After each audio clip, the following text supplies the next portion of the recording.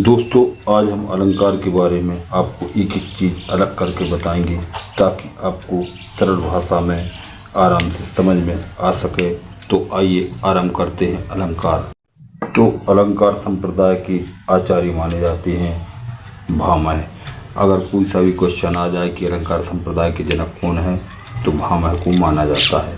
तो अलंकार का जैसे अपन को समझ में आता है कि अलंकार इसकी परिभाषा तो नहीं आती है, वैसे परिभाषा अगर आ जाए तो आप लिख सकते हैं इसको इस टाइप से, जैसे जिस प्रकार नारी की शोभा आभूषण से बढ़ती है उसी प्रकार काव्य की शोभा अलंकार से बढ़ती है। तो ये आपकी परिभाषा हो गई। अब इसके बाद अलंकार दो प्रकार के होते हैं, शब्द अलंकार और अर्थ अलंकार। शब्द अलंकार में जिनमें शब्दों के माध्यम से, मतलब जो वाक्य दिए हुए हैं, वाक्य को नहीं देखना है, सिर्फ शब्दों को, अक्षरों को देखना है, आपको वर्णों को देखना है कि जिसमें वर्ण आए, जैसे चा चा चाय आ गया, छा छा छा आ गया, रा आ गया। तो इस टाइप से वर्ण आए तो अपन को ये देखना है अलंकार शब्द अलंकार हैं। उसी प्रकार इसमें तीन आते हैं, अनुप्रास, यमक, श्लेष। तो फर्स्ट से आरंभ करते हैं अनुप्रास अलंकार। अनुप्रास अलंकार जहाँ एक ही वर्ण की आवृत्ति बार बार हो वहाँ अनुप्रास अलंकार होता है। जैसे चा चा चा आ गया, रा आ गया, छा छा छा आ गया।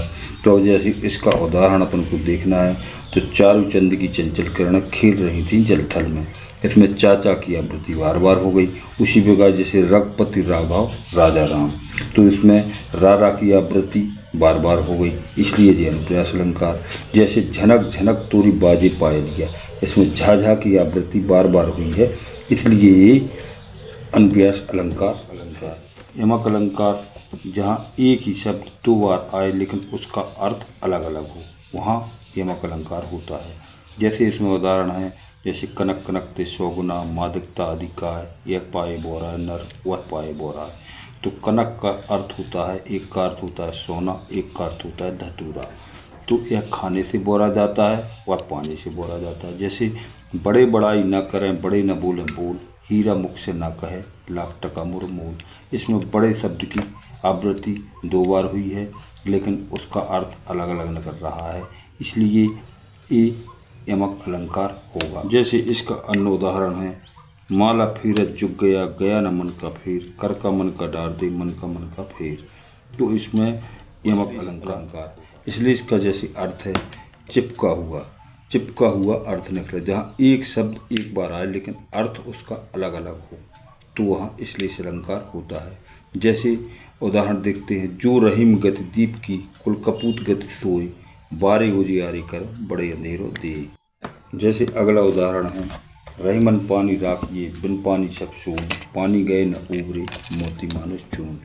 तो यहाँ पानी सिर्फ एक जगह लिया गया है लेकिन उसका अर्थ अलग अलग है और चिपका हुआ अर्थ निकल रहा है, इसलिए ये इसलिए अलंकार होगा। जैसे अगला उदाहरण आप देख सकते हैं, समय समय की बातें देखो, समय समय पे आन परो, समय की रेखा टरे न टारी, भोगो जीने जोन करो। तो यहाँ समय दो बार आया है लेकिन उसका अर्थ अलग अलग है। तो इस प्रकार अपन इसलिए इस अलंकार देख सकते हैं, इसमें चिपका हुआ अर्थ निकलता है, मतलब इसका अर्थ एक दूसरे से पूरक होता। अब अगला देखते हैं, जैसे उपमा अलंकार। उपमा का अर्थ होता है, उपमा का अर्थ होता है तुलना, एक वस्तु की तुलना दूसरी वस्तु से की जाए। और जैसे सा से सी सम आ जाए तो ये उपमा अलंकार होगा। इसकी पहचान ये है, जैसे मैया में तो चंद खिलौना ले हों, चंद्रमा के समान खिलौना ले हों। अगला उदाहरण है, जैसे सात समुद्र की मच करूँ, लेखन सब बनराज, धरती सब कागज करूँ, हरी गुल लिखा न जाए। तो सात समुंदर की अपन स्याही बना लें और जितने वन हैं, जितने वन वृक्ष हैं उनकी अपन लेखनी बना लें, और जितनी धरती है उस पर अपन लिख लें तो हरि के गुण को लिखा नहीं जा सकता। इस प्रकार ये उपमा अलंकार है, एक दूसरे से तुलना की। रूपक अलंकार, जब दो वस्तुओं में इतनी समानता हो कि दोनों में भेद करना मुश्किल हो जाए वहाँ रूपक अलंकार होता है। इसकी पहचान ये है, सा से सी सम ना आए और योजक चिन्ह आए। जैसे कई में योजक चिन्ह आते हैं, 90% में आते हैं, 10% में नहीं आते हैं, तो जो अपन को भ्रम रहता है तो अपन को जो देखना है। जैसे इसका उदाहरण है, पायो जी मैंने राम रतन धन पायो। तो राम और रतन के बीच योजक चिन्ह आ गया, तो अपन को देखना है ये रूपक अलंकार है। जैसे चरण कमल बंदो हरियाई, तो चरण और कमल के बीच में योजक चिन्ह है। इस प्रकार जैसे पायो जी मैंने राम रतन धन पायो, तो इस टाइप से अगर आ जाए, जैसे कमल नयन, कमल के समान नयन, तो जी रूपक। अपन देखते हैं उत्प्रेक्षा अलंकार। तो जहाँ उपमेय में उपमान की संभावना व्यक्त की जाए वहाँ उत्प्रेक्षा अलंकार होता है। इसकी पहचान ये है कि मानो जानो मनु जनु ज्यों त्यों निश्चय आ जाए, तो ये उत्प्रेक्षा अलंकार है। जैसे मानो नील मारते काड़े जमुना जल्जू पखारे, ताते श्याम भई कालिंदी सूर श्याम गुण न्यारे। तो मानो कृष्ण जी को नील की मटकी में डुबो दिया गया हो और जमुना जी में पखार दिया गया हो, मतलब धो दिया गया हो, इसलिए कालिंदी मतलब यमुना का जल काला हो गया है। इस प्रकार सूर श्याम मतलब काले श्याम वर्ण वालों के गुण अलग ही होते हैं। इस प्रकार अपन अगला उदाहरण देखते हैं। जैसे मन जाह राचो मिलहि सोवर सह सुंदर सावरो, करुणा निधान सुजानशील स्नेह जानत रावरो। तो इसमें मान मनु शुरू में आ गया, इसलिए ये उत्प्रेक्षा अलंकार। अगला अलंकार देखते हैं अपन विशेषोक्ति। विशेषोक्ति और विभावना आप विशेष रूप से देख लेना, क्योंकि इन दोनों में अंतर आ जाता है, इनके दोनों के उदाहरण आ जाते हैं। इसमें अपन जो देखते हैं विशेषोक्ति अलंकार, तो विशेषोक्ति अलंकार में कारण के होते हुए भी कार्य संपन्न ना हो, तो वहाँ विशेषोक्ति अलंकार होता है। जैसे नीर भरे नित प्रति रहें तब न प्यास बुझाए, मतलब समंदर तो भरा हुआ है लेकिन प्यास नहीं बुझ रही। तो इस प्रकार अपन देखते हैं कि कारण के होते हुए भी कार्य संपन्न। विशेषोक्ति का उल्टा विभावना होता है। विभावना अलंकार जैसे बिना कारण के कार्य संपन्न हो रहा है, जैसे कोई कर भी नहीं रहा है और कार्य संपन्न हो रहा है। जैसे बिन पक्ष चले सुने बिन काना, कर विधि कर्म करे विधि नाना। बिना पैरों के चल रहे हैं, बिना कानों के सुन रहे हैं। इस प्रकार अगर बिना कारण के कार्य संपन्न हो तो विभावना अलंकार होता है। ये विशेषोक्ति और विभावना आप विशेष रूप से रख लेना, याद कर लेना। इन दो में से एक जरूर एग्जाम में आपके पूछा जाता है। अलंकार में अपन को जो देखना है कि अन्य के लिए कही गई युक्ति अन्योक्ति अलंकार है, उसको सुनाकर किसी दूसरे से अपनी बात करना ताकि वो दूसरा सुन सके। इस प्रकार अन्योक्ति अलंकार होता है। जैसे माली आवत देखकर कलियां करें पुकार, फूल फूल चुन लिया काल हमारी बात। जब माली आया तो कलियां आपस में बातचीत कर रही हैं कि फूल फूल तो माली ने चुन लिए हैं, अब कलियों की बारी है, कल हम फूल हो जाएंगे और हमको भी तोड़ के ले जाएगा। तो इस प्रकार अन्य के लिए कही गई युक्ति अन्योक्ति अलंकार है।